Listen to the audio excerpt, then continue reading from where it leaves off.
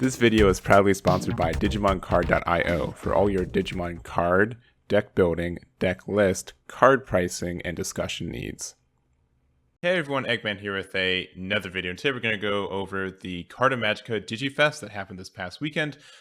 These are the top 16 lists, and so it was over 256 players, specifically 256 Canadian players. It was a webcam event. It did have a top cut, and so the standings are a little bit more solidified than the usual for just like a top 16 Swiss standings kind of thing. And yeah, we've got a couple of decks to go over as well. But thank you so much to Carta for giving me these lists to give to you guys. I really do appreciate it. They do have another online event, and it's not it's anyone from North America that has a 512 player cap. So it starts on the 24th, but the event is on the 24th, but it opens on April 10th. Make sure to just hit the link here for the this is the event link for it and when it goes live and everything else. Also, this document is in the description as well, so if you guys just want to see the specific list or anything like that, there we are. We're just going to probably look at the top deck from each kind of archetype and everything, but as we see, the blue hybrid is in a really good spot right now. Half the decks in the format are blue hybrid, which is starting to approach tier 1, 1 point, or maybe tier 0.5 in my mind.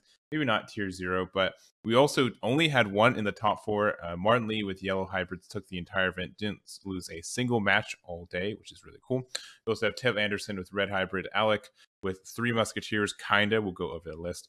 We have Brian with blue hybrid, and then top 8 is Kwai Hee with blue hybrid, Eden with Jesmon, Sam Zhao with red hybrid, Brandon Samai with blue hybrid, and top 16 was Zuhar Zadi with blue hybrid, Jack Lamb.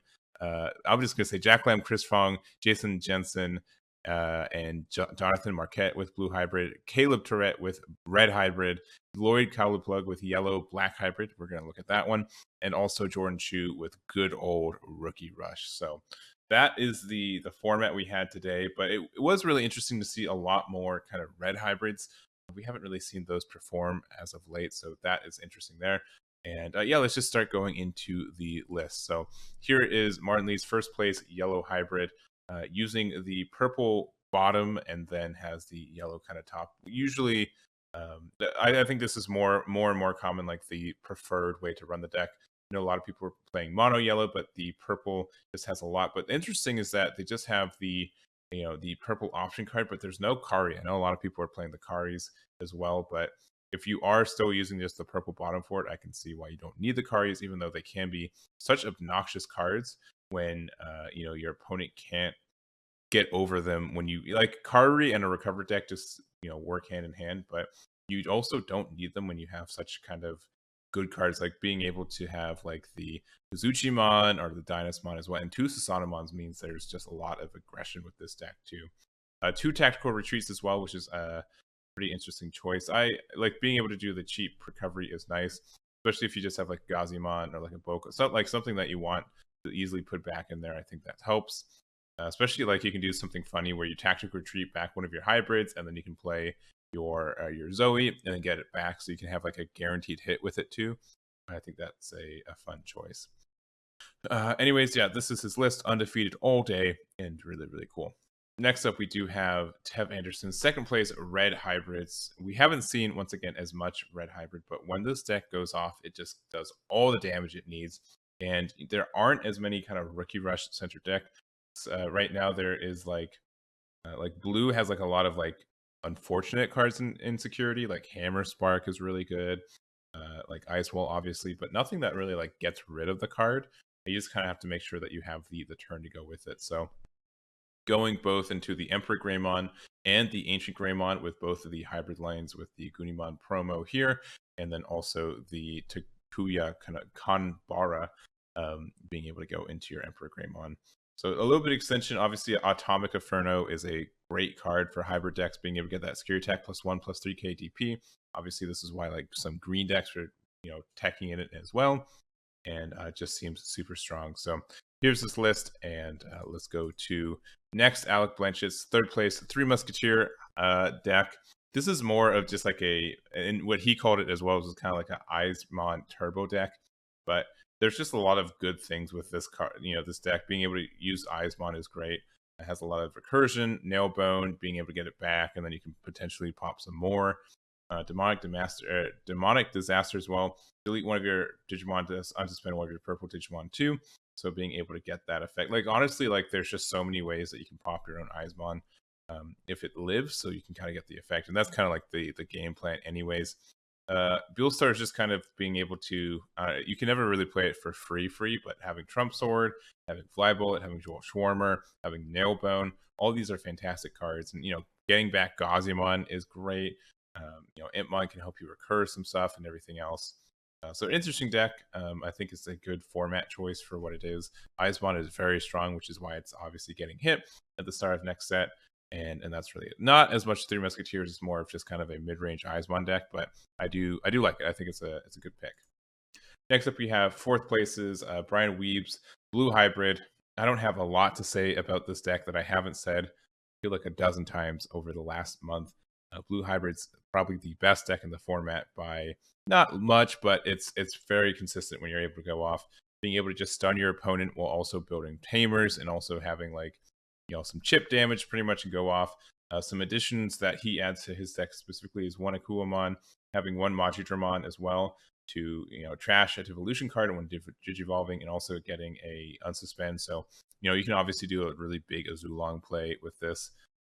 These two are very good. And honestly, like, source control has been like such a weird spot that like every time, like, it seems like it's going to be the one, it's going to be the build for it, and it never always falls short. So I think it makes sense, like, finally Blue Hybrid has like a good like source control, even though it's not like a traditional one, but it's very strong. It's a very strong deck, which is literally why half the top 16 is Blue Hybrids. But I digress. Congrats to Brian with his top 4 placement with this.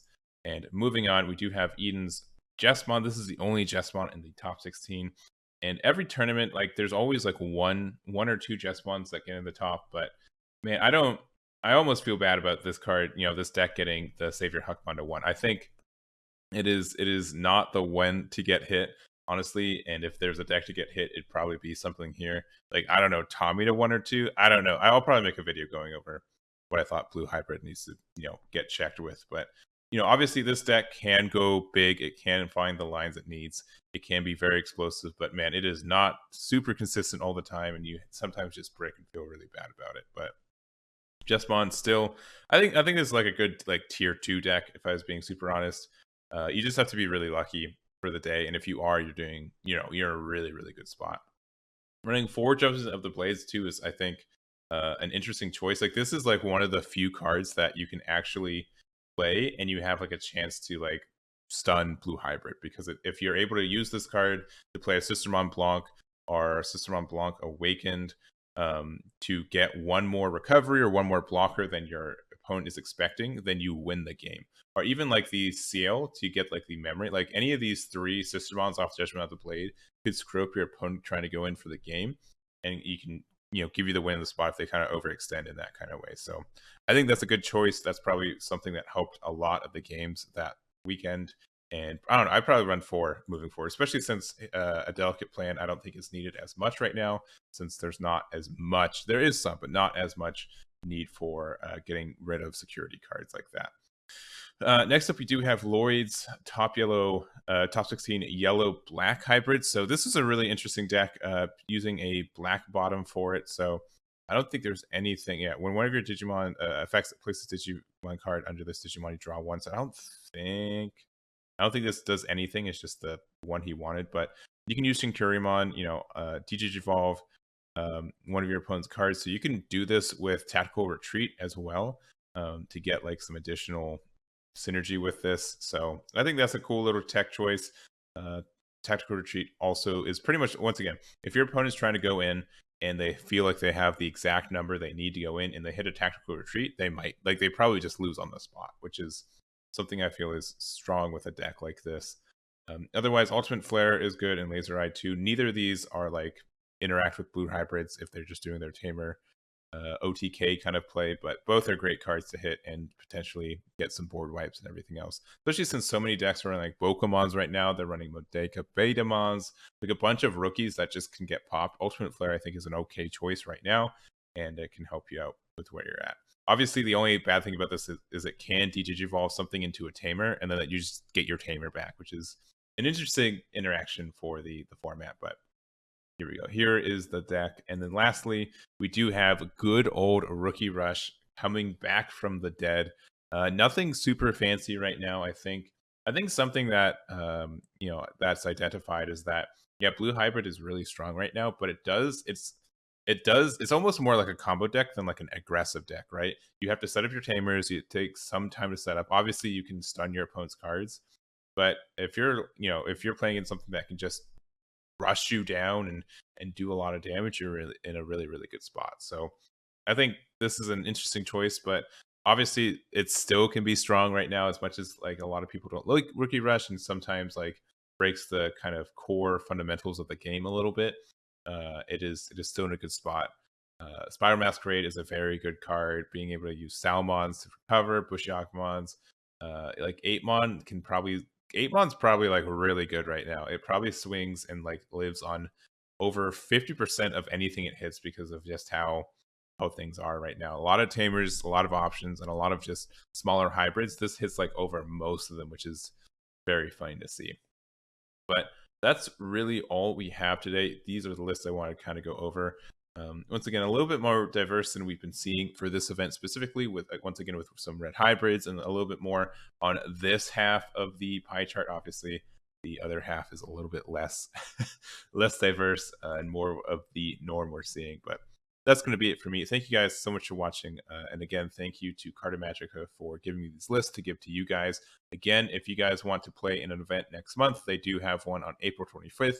Make sure to check out the link in the website. It's also going to be in the description of this video too.